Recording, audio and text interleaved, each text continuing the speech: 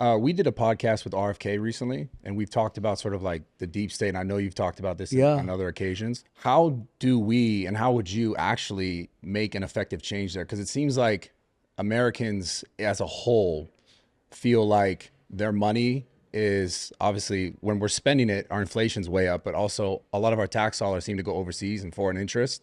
How do we actually stop that? Because there's so much power behind that as far as like the military You got to industrial stop what?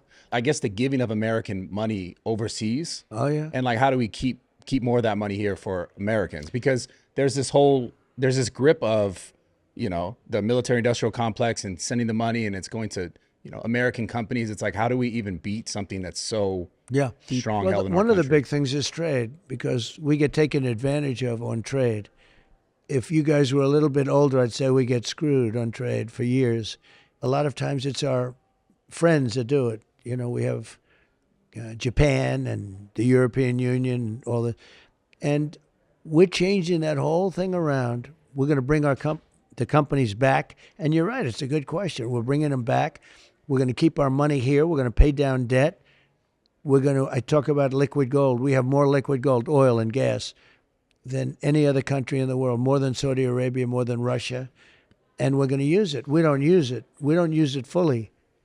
We could supply the whole world and we're going to pay down debt and we're going to do great things. And that's why I'm doing now. In fact, I have to go because I have to go right now to Coachella. And I think a couple of you guys are coming with me and that's going to be fun. But we have a big crowd. Do you have any idea how big the crowd is? No. I'm hearing it's big. We all know your rallies are the biggest, so. Huh? We know your rallies are the biggest. We have great rallies. We know I that. like this guy. He's a nice guy.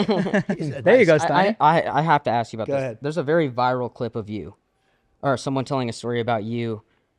You had a meeting with a leader of the Taliban, and you said, if you hurt any Americans, I will kill you.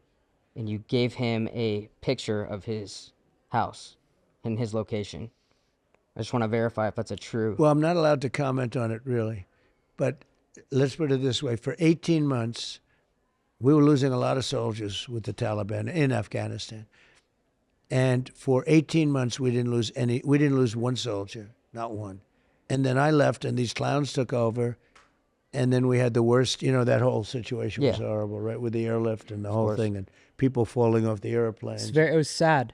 Oh, I remember at the RNC, I was there too, Yep. and when those Yep. Gold Star families came out and told their stories, it was just they insane to lost see that. 13, and many people so badly hurt. Nobody ever talks about them, like the legs missing and the arms missing and the face obliterated. And that was all Biden. That was Biden's fault, and her fault. She's the vice president.